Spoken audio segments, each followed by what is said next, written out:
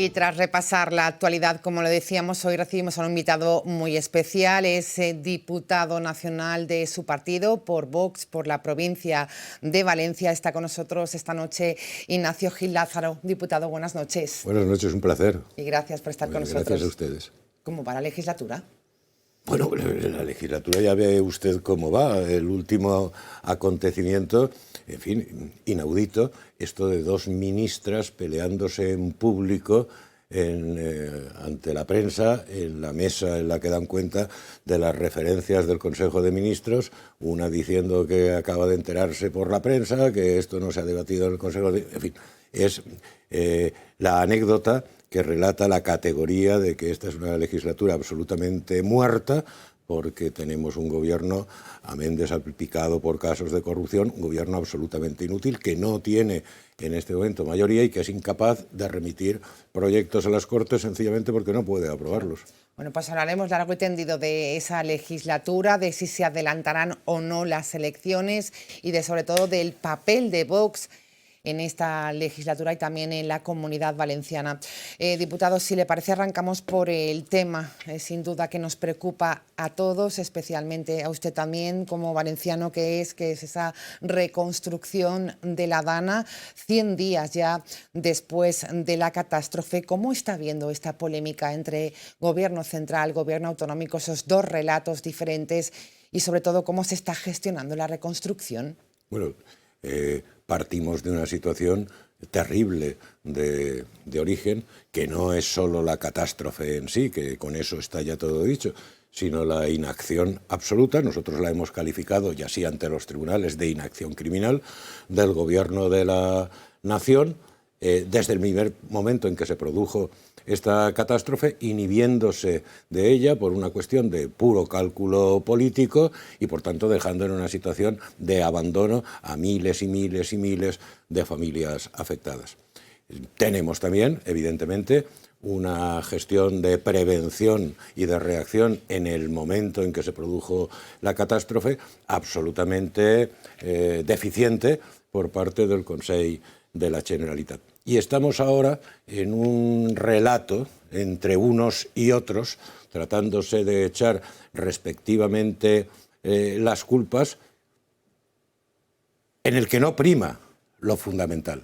Lo fundamental es que debería existir, y no está existiendo, una absoluta acción común de todas las administraciones afectadas, pensando en el interés general, que es la reconstrucción, y pensando en las necesidades de esas miles y miles de familias afectadas. En esa situación estamos, y esa situación, desde luego, es absolutamente perjudicial para el interés general de los valencianos y de las familias afectadas, y alguien debería reflexionar sobre eso. ¿Cree que se debería haber declarado el estado de emergencia el día 30 de octubre, después de lo ocurrido? Pero sin lugar a duda, en la propia noche del 29 de octubre, el gobierno de la nación tenía que haber tomado la iniciativa ante una catástrofe que ya no era una emergencia ni una gran emergencia, sino una catástrofe de proporciones incalculables. Tenía que haber adoptado por sí mismo la declaración de ese estado de emergencia nivel 3, por una sencilla razón, porque dadas la naturaleza, la terrible naturaleza de la catástrofe, solamente el gobierno de la nación tenía la capacidad jurídica. Y me dirá usted, ¿la capacidad jurídica? Claro, la capacidad jurídica para movilizar todos los recursos del Estado. Y no lo hizo, vuelvo a repetir, simplemente por un cálculo político. Pero es que a su vez el Consell de la Generalitat, su presidente, tenían que haber sido también conscientes de que solamente el gobierno de la nación podía producir esa movilización de todos los recursos del Estado. Y tenían inmediatamente, desde mi punto de vista, que haber solicitado del gobierno, por si el gobierno, como se vio, no estaba dispuesto a hacerlo por sí mismo, tenían que haber solicitado del gobierno la declaración de esa emergencia nivel 3 para que el gobierno de la nación asumiera la dirección de todas las operaciones y el Consell de la Generalitat, con su presidente al frente, como es natural, ponerse a disposición del gobierno para colaborar en todo lo que hiciera falta. Mire, aquí ha jugado un papel fundamental y muy importante, y hay que reconocérselo, la unidad militar de emergencias. Pero es que no bastaba la unidad militar de emergencias. Es que si el Gobierno de la Nación hubiera adoptado por sí mismo o a petición del Consejo esa declaración de emergencia de interés nacional, el nivel 3, hubiera debido esa misma noche movilizar, son 150.000 efectivos profesionales, movilizar al conjunto de todas nuestras Fuerzas Armadas para que todas las unidades de transportes, ingenieros, zapadores, intendencia militar, sanidad militar, cuerpos de una gran especialidad y eficacia sobre el terreno, como es los cuerpos de paracaidistas, la Legión, los grupos de operaciones especiales, inmediatamente hubieran llegado a Valencia a hacerse cargo de la situación. Y si eso se hubiera hecho así, a instancia de unos o a solicitud propia de otros, probablemente el panorama de los días inmediatos de la tragedia hubiera sido distinto. Y hoy también estaríamos en una situación distinta. Frente a eso, lo que se hizo, por ejemplo, es que el ministro del Interior tardó casi una semana en remitir a Valencia refuerzos de dotaciones de Cuerpo Nacional de Policía y de Guardia Civil. Y mientras tanto, en esa semana, las poblaciones afectadas por la noche fueron objeto de todo tipo de saqueo y de pillaje. Es cierto que encima de lo que había ocurrido. Por cierto, diputado, ha comenzado esa comisión de investigación en torno a lo ocurrido para valorar todo esto que estamos comentando en les Corts Valencianes, una comisión de investigación que va a presidir Míriam Tudela de Vox. ¿Cree que sirven para algo las comisiones de investigación por su experiencia tantos años en la política? Bueno, yo fui vicepresidente de la comisión de investigación, desgraciadamente, digo desgraciadamente por el objeto de que se trataba más importante que ha existido en la historia de España, que ha sido la comisión de investigación de los atentados del 11M. Ahora, en este momento, formo parte de una comisión de investigación constituida en el Parlamento sobre la llamada Operación Cataluña. El problema de las comisiones de investigación es que sus conclusiones siempre vienen ya predeterminadas por la mayoría política imperante en ese momento en la Cámara. Yo creo que esta comisión de investigación que se ha constituido y que Vox tiene el honor de presidir, y Míriam Turiel va a hacer, estoy seguro, porque es una mujer muy solvente, va a hacer un trabajo espléndido al frente de esa comisión. Yo creo que esta comisión de investigación, más que intentar, como usted señalaba antes, más que intentar volver a reproducir el de quién es la culpa, Eso es. habría que determinar, primero, efectivamente, qué es lo que sucedió, por qué sucedió y las responsabilidades de cada cual. Pero, en segundo lugar, habría que hacer un análisis muy detallado de cuál es hoy la situación y de, por tanto, el conjunto de ayudas reales, de verdad efectivas, que precisan las familias afectadas y los municipios afectados a medio y a largo plazo, porque sin lugar a duda esta situación es una situación que recuperar la normalidad plenamente en todos los sentidos va a llevar tiempo. Y, en tercer lugar, debería servir, y sobre todo debería servir para eso, para determinar, a partir de la experiencia dramática de lo que ha ocurrido, qué es lo que hay que hacer en todo tipo de sentidos, en materia de obra hidráulica, en materia de perfeccionamiento de los sistemas de alarma, de los sistemas de emergencia, etcétera, etcétera. ¿Qué es lo que hay que hacer para que una catástrofe de esta naturaleza no vuelva a producirse? Si no se ahonda en esas tres cuestiones, y de las tres fundamentalmente en las dos últimas, ¿qué es lo que inmediatamente hace falta para poder avanzar en esa reconstrucción lo más ágil y rápido posible? Y, sobre todo, ¿qué es lo que hay que hacer para que no se vuelva a repetir lo que ha sucedido? Pues entonces nos quedaremos solamente con el factor primero, el rifirrafe, el debate político que no lleva a ningún lado. De quién ha tenido la culpa, tú más. Bueno, pues esperemos que eso no se produzca. Por cierto, en torno a esta dana también, a esa reconstrucción, a esa colaboración entre gobierno central y gobierno autonómico, por fin vimos esta imagen, la reunión entre José María Ángel y el vicepresidente del gobierno valenciano. En este encuentro parece que los dos coincidieron, diputado, en dejar al margen el debate político y ponerse a lo que toca la reconstrucción. ¿Cómo valora este encuentro que llega tarde? Le pregunto. Llega tarde porque evidentemente ambos representan a las dos administraciones afectadas y, como ya le he señalado, desde mi punto de vista, lo que hubiera correspondido hacer desde las horas iniciales de esta catástrofe es que el Gobierno de España hubiera asumido la dirección de todas las operaciones de auxilio y que el Consell de la Generalitat se hubiera puesto a disposición del Gobierno de España para colaborar en todo aquello que el Gobierno de España, como director único de las operaciones, pues le hubiera encomendado. Así se tendría que haber empezado. Ahora este encuentro, bueno, llega tarde, evidentemente, llega en un clima político enrevesado, llega con mucha frustración, que es lo más importante entre las familias afectadas y en los municipios, por la falta de auxilio, que así lo denuncian en el momento y en los momentos iniciales de la catástrofe, y por la lentitud con la que se está acometiendo los procesos de reconstrucción, y sobre todo, aunque la imagen es buena, es mejor esa imagen de empezar a intentar en fin, entenderse. El problema es si esa imagen responde exclusivamente a la predisposición personal de los dos intervinientes, el señor Ángel y el señor Gampanpols, porque yo dudo que detrás de ellos, y al fin y al cabo son representantes de las dos instituciones, Administración del Estado, Administración Autonómica, dudo que detrás de ellos haya una voluntad cierta y fehaciente por parte de los máximos responsables de ambas administraciones, y especialmente, y quiero subrayarlo, y especialmente del Gobierno de España, para que se produzca esa colaboración que es imprescindible desde cualquier punto de vista. Yo sigo pensando, me gustaría equivocarme, pero creo que los hechos poco a poco me van dando la razón, que el Gobierno de España decidió desde el primer momento abandonar a los valencianos a nuestra suerte, exclusivamente en función de un cálculo político, pensando que con eso situaba en una posición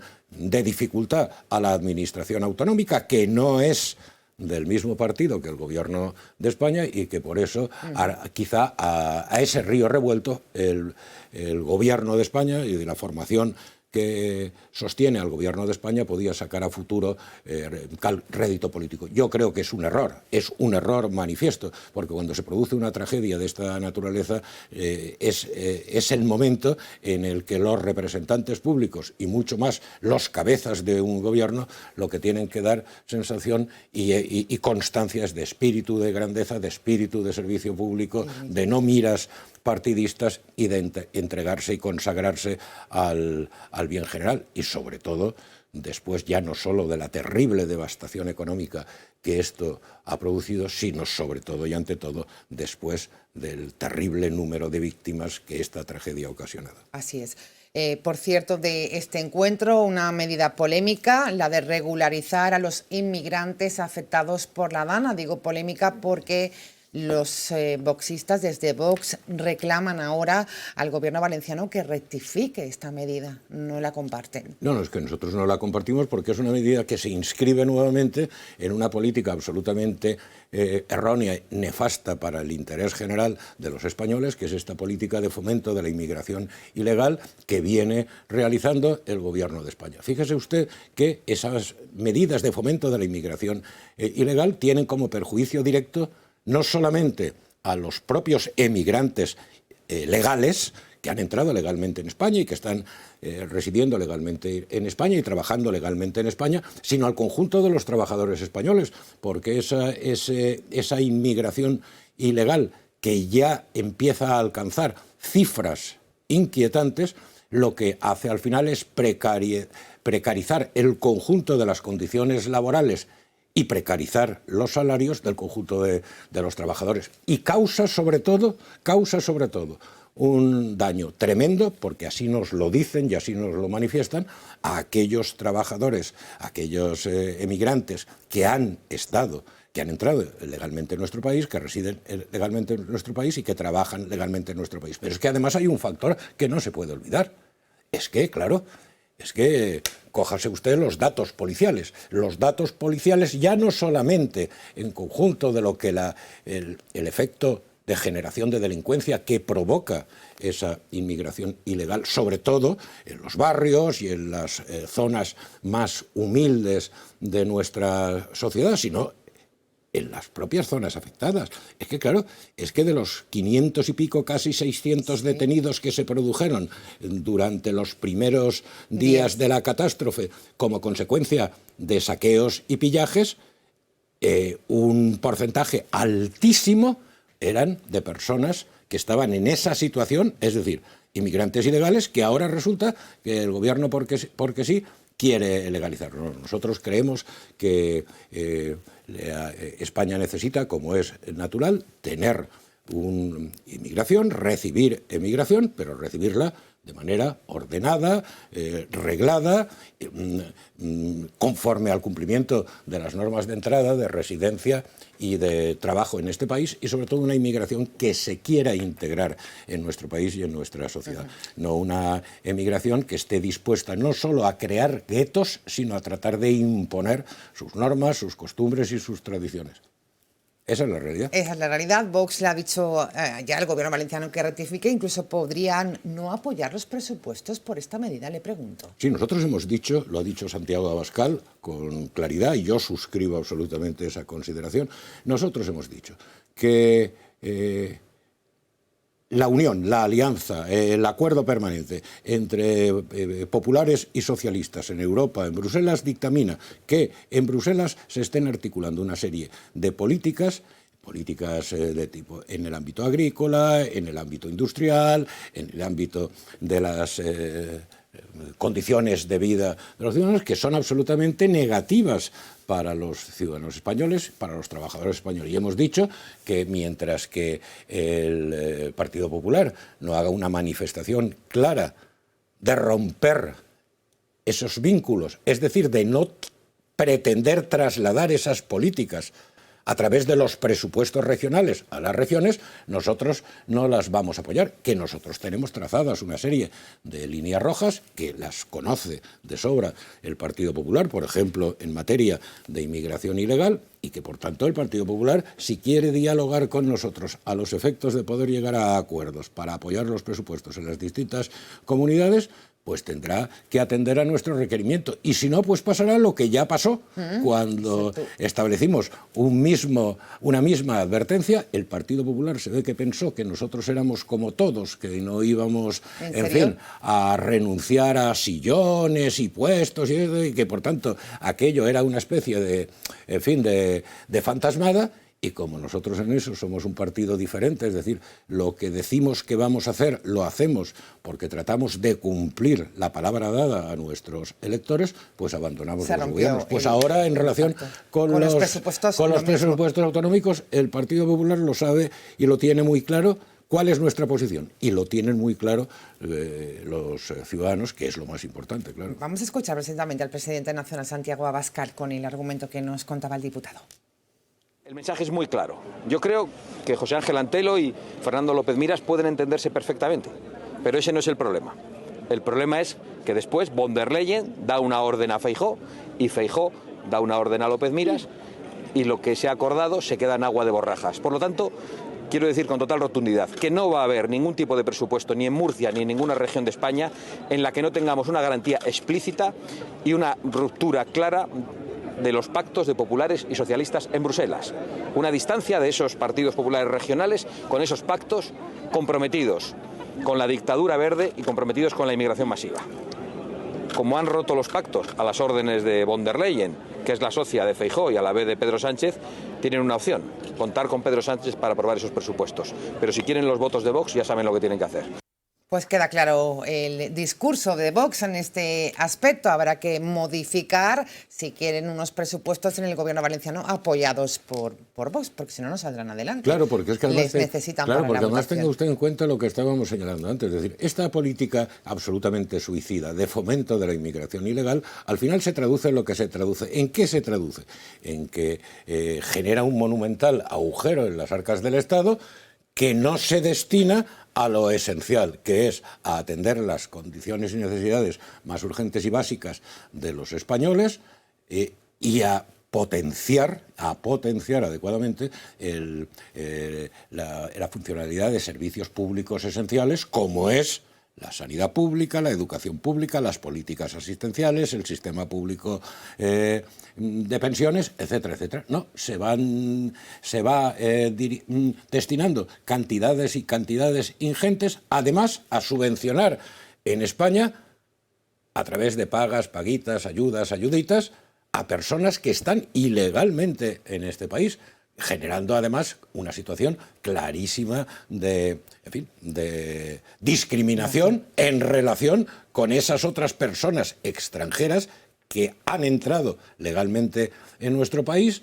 que trabajan legalmente en nuestro país, que residen legalmente en nuestro país y que no disfrutan, sin embargo, de ese tipo de ayudas especiales que sí reciben quienes han entrado y están residiendo ilegalmente en España. Por tanto, esta es una cuestión muy importante. Es una cuestión muy importante que tiene traducción en todos los ámbitos. En el ámbito de la seguridad, en el ámbito de las políticas sociales, en el ámbito de la vivienda, y que el Gobierno siga manteniendo esa política de fomento de la inmigración ilegal, pues insisto, es absolutamente suicida para el interés nacional. Bueno, pues queda claro ahí el argumento y la política en torno a la migración. Vamos con la calle, porque sí, hoy hemos dicho que iba a estar con nosotros en Agora el diputado nacional de Vox, Ignacio Gil Lázaro, y los ciudadanos querían preguntarle alguna que otra cuestión. ¿Dispuesto a contestarlas, diputado? Encantadísimo, claro que sí. Venga, pues vamos con la primera pregunta de la calle. ¿Qué propone Vox para mejorar la sanidad pública?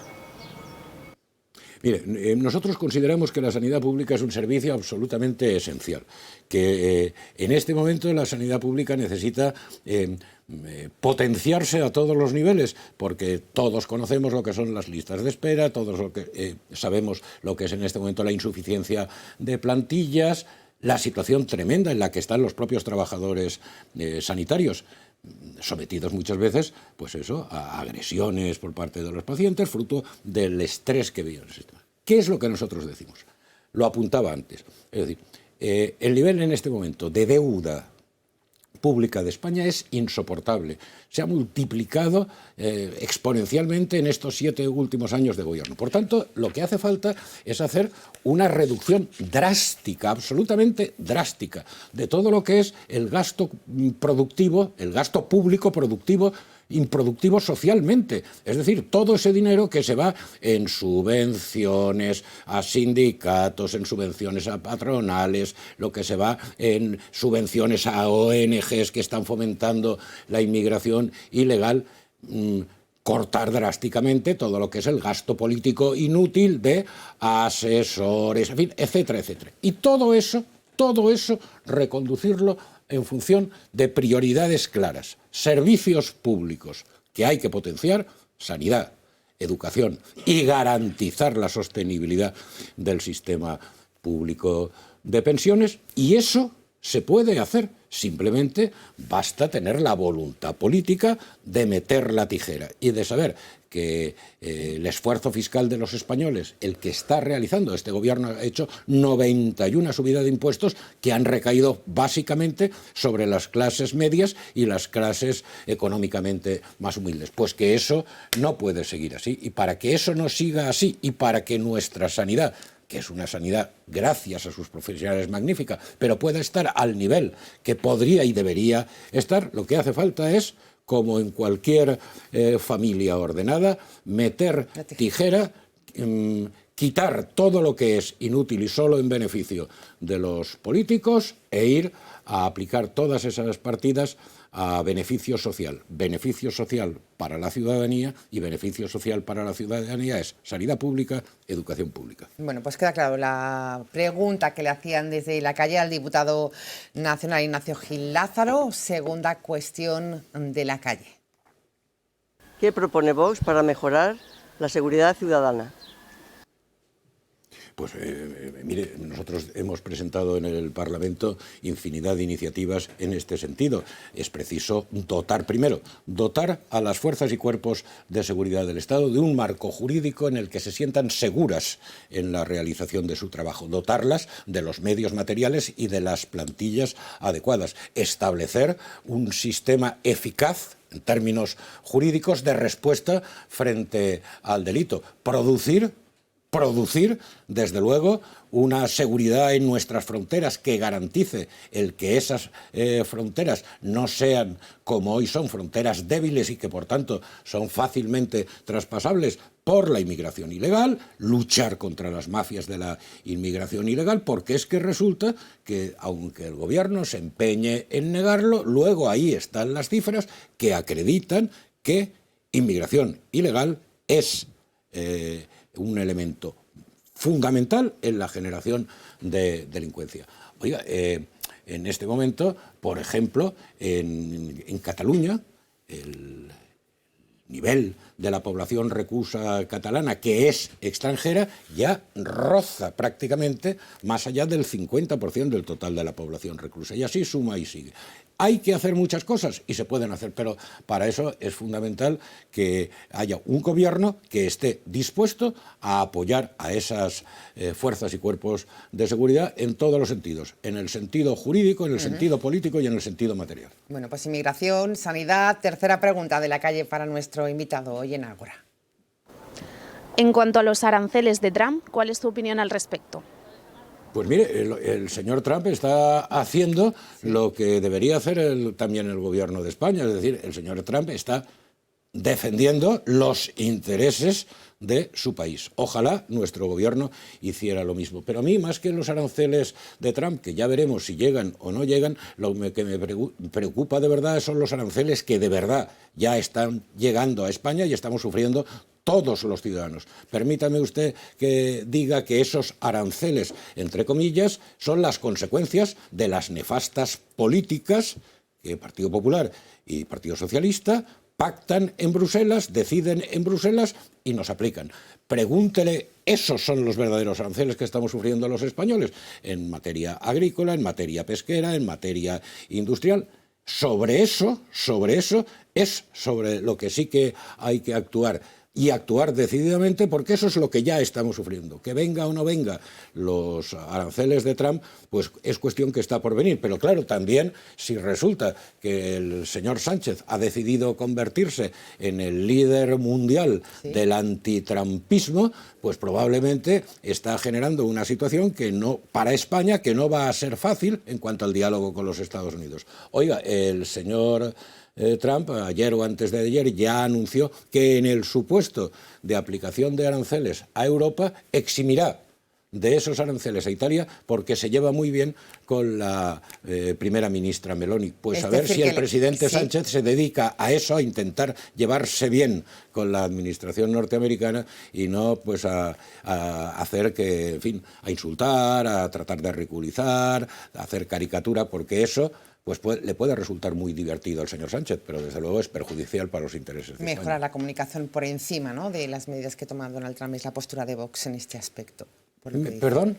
Mejorar la comunicación, claro. Me refiero en este caso con Donald Trump, con relaciones con Estados Unidos. Pero sí es que es fundamental, o sea, es de libro. Mire, lo que no se entiende es que el gobierno de Sánchez esté planteando una situación de enemistad, de enfrentamiento con la principal potencia del mundo, que es los Estados Unidos, con los que España tiene infinidad de intereses que conservar y que defender en todos los órdenes, y que el gobierno de Sánchez, en cambio, con nuestro vecino del sur, con Marruecos, con quien habría y hay que desarrollar, desde luego, una política de buena vecindad, pero una política de buena vecindad desde el respeto recíproco y desde el mantenimiento equilibrado de los intereses de uno y otro país. Sin embargo, esté sometido desde hace ya mucho tiempo, desde el célebre aparición aquella del espionaje Pegasus a su teléfono, entonces, a una política de sumisión.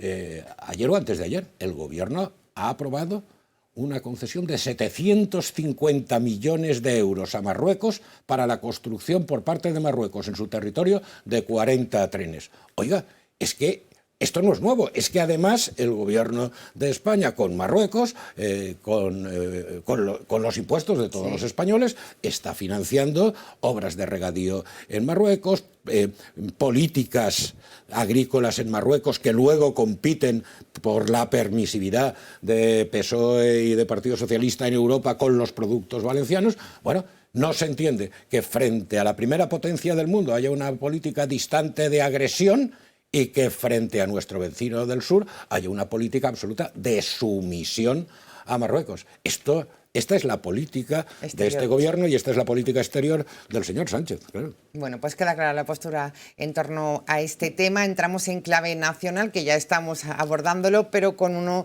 de los temas titulares de la actualidad, de la subida del sueldo mínimo interprofesional. ¿Lo ven con buenos ojos? ¿Lo aprueba Vox? Bueno, nosotros siempre hemos sido partidarios, como es natural, somos partidarios de un sistema público de pensiones sostenible que realmente permita que los pensionistas puedan vivir, pero para poder conseguir eso hacen falta muchas otras cosas previas, porque claro, con las actuales pensiones, incluida la subida para este año, pero con la carestía disparada del precio de la vida, pues tal. Y en cuanto al tema que usted me pregunta, claro que somos partidarios de un salario mínimo interprofesional justo, lo que no somos partidarios es de esta nueva tomadura de pelo, porque esto es una nueva tomadura de pelo. Mire, me he traído una nota. Suben 700 euros el salario al año.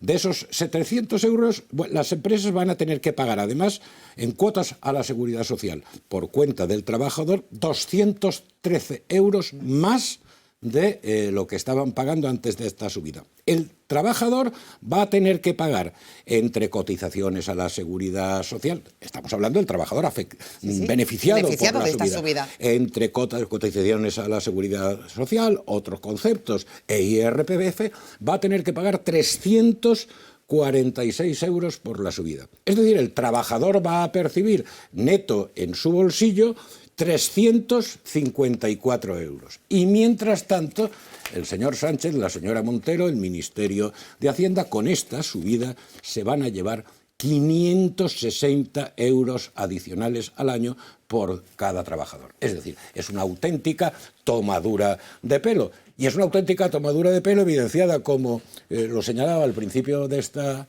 para mí muy grata conversación con usted, ¿sí?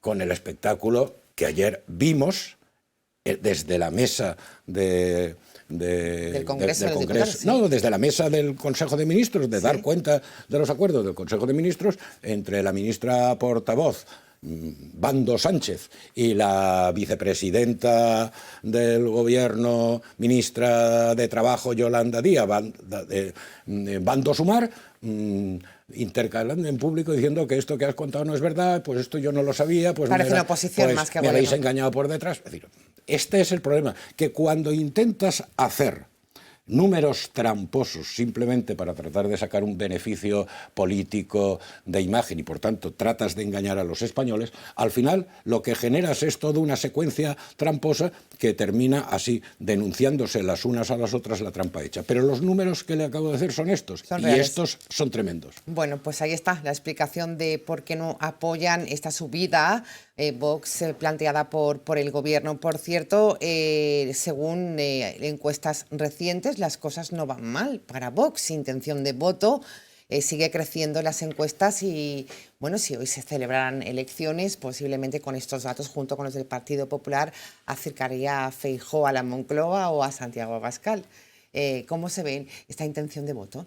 Bueno, nosotros siempre hemos dicho que para nosotros la referencia a las encuestas no es un valor determinante, porque normalmente, habitualmente, lo que han hecho las encuestas es decir que siempre que Vox caía, que Vox estaba muerto, que Vox desaparecía, y luego la realidad contante y sonante, es decir, la de los votos, la de la decisión de los ciudadanos en las urnas, decía otra cosa. Ahora, nosotros tenemos esa percepción creciente, pero ¿por qué lo dicen las encuestas? No, porque nosotros estamos constantemente a pie de obra, en los barrios, en la calle, en los pueblos, en las comarcas, y percibimos lo que nos dice la gente, que muchísima gente nos dice que no había votado a nadie en anteriores elecciones, o que habían votado al Partido Popular, o que habían incluso votado a la izquierda, y que creen que, visto cómo están las cosas, la única alternativa fiable, al menos como expectativa de no estar contaminada por, en fin, por todo lo que está sucediendo, es Vox, y que van a votar a Vox. Y luego Vox, esto está, en fin, sociológicamente acreditado por todos los estudios, recibe masivamente el voto joven, el voto de los nuevos votantes, de las personas que votarán por vez primera en las próximas elecciones generales. Nosotros, por tanto, lo único que hacemos es seguir tratando de cumplir con nuestro deber, entender que nuestra función es estar cerca de la gente, al lado de la gente, escuchándolas, interpretando sus necesidades y trabajando día a día. Y luego, pues los españoles, cuando toque el momento, ojalá sea antes que después, decidirán. Y efectivamente, yo creo que, como usted muy bien señalaba, todas, en fin, las predicciones o los análisis dicen que probablemente habrá un nuevo gobierno en el que quizá, a lo mejor, sea el señor Abascal el que lo encabece y el señor Feijóo el que lo complemente. Bueno, pues ahí dejamos esa intención de voto. Por cierto, hacía usted referencia a si habrá adelanto electoral o no. Pedro Sánchez lo tiene claro, vamos a escucharlo. Hemos transformado España, hemos acometido una modernización social, económica, medioambiental, que no tiene parangón en la historia democrática reciente de nuestro país, pero queda mucho por hacer. Es en mitad del maratón, y lo saben bien algunos corredores que tenemos en el grupo parlamentario, cuando hay que mirar al frente, no perder el objetivo y el horizonte y perseverar. Que ellos pidan elecciones, que nosotros vamos a seguir gobernando hasta 2027. Y cuando llegue el momento, les volveremos a vencer en las urnas y tendremos más gobiernos municipales, más gobiernos autonómicos y, de nuevo, un gobierno progresista al frente del país. Hemos hecho lo más difícil, que era cerrar el paréntesis más negro de la democracia española. En 2018 lo hicimos. Y ahora lo que nos toca es hacer lo que nos dicen que es imposible. Pero eso se nos da muy bien a los socialistas y al Grupo Parlamentario Socialista, que es ofrecer un horizonte de optimismo, de esperanza y nunca volver atrás. No permitamos, y se lo digo al conjunto de la sociedad española, que otra generación de españoles crezca en la desesperanza. ¿Qué opinión tiene al respecto? Bueno, yo creo que este señor vive en un mundo irreal que se construye para autoconvencerse y convencer a los suyos de que las cosas van espléndidamente bien. Dice que ha cerrado, no sé, porque dice que en el 2018 cerró lo que califica el paréntesis más oscuro de la democracia española. A mí me parece que el paréntesis más oscuro de la democracia española lo estamos viviendo ahora, con situaciones inusitadas que en cualquier otra sociedad democrática de nuestro entorno hubieran provocado la dimisión del jefe del gobierno y la caída del gobierno. Por ejemplo, el hecho de que esté imputada su esposa por 4 presuntos gravísimos delitos de corrupción, que esté imputado su hermano por 4 presuntos delitos gravísimos de corrupción, lo que está sucediendo con el fiscal general del Estado imputado ante el Tribunal Supremo y que, como si nada, que no dimite ni es cesado, y así suma y sigue. No le digo ya si entramos en la corrupción del gobierno y en la corrupción del partido, que significa el caso Koldo, Aldama, Ábalos, etcétera, etcétera. Y luego este señor dice que volverán a vencer en las urnas. Oiga, pero si es que en las últimas elecciones es que no han vencido, es que han sido otros los que han vencido en las urnas. Y finalmente, cuando dice, por ejemplo, esto de sacar pecho de los logros medioambientales, le pongo un ejemplo. Es un logro medioambiental lo que acaba de reconocernos en respuesta parlamentaria el Ministerio de Transición Ecológica, diciéndonos que efectivamente la ley de huerta aprobada por el Botanic impidió la Las realización obras. de las obras del canal del Barranco del Pollo que hubieran evitado esta catástrofe. Por tanto, todo lo que dice este señor, pues es, yo lamento utilizarlo y decirlo así, pero es pura mentira contrapuesta con la evidencia de la realidad. ¿Que va a seguir gobernando? No, si es que en este momento no gobierna, manda. Pero esto es distinto. No gobierna porque no tiene mayoría ya en el Congreso, no gobierna porque no puede estar en situación de intentar defender el interés general. Su única inquietud es permanecer en el poder y está sometido al chantaje y a los designios de aquellos que se llaman a sí mismos, no lo digo yo, se llaman a sí mismos, y estoy cansado de oírselo en la tribuna del Congreso, enemigos de España, es decir, los separatistas catalanes, los bilduetarras, etcétera, etcétera. Es imaginable en cualquier democracia seria que un delincuente prófugo de la justicia, como lo es Puigdemont, sea el que imponga sus condiciones a un gobierno, que el gobierno esté secuestrado en una habitación, ralentizando el comienzo del Consejo de Ministros, porque hay que ver qué es lo que dice Puigdemont. ¿O es presentable que con ese delincuente prófugo de la justicia exija y acepte el gobierno reunirse en territorio extranjero, como si fueran dos partes iguales? Claro, en territorio extranjero porque el tipo no puede volver a España, aunque ya ha vuelto fraudulentamente a España en una ocasión porque iba a ser detenido. Dijo Sánchez que lo traería para meterlo en prisión, ya se ha visto el resultado, pero que se reúnan en territorio extranjero para que el delincuente, le imponga las condiciones al gobierno de España, y además presididos por un mediador internacional experto en terrorismo. Pero qué broma es esta.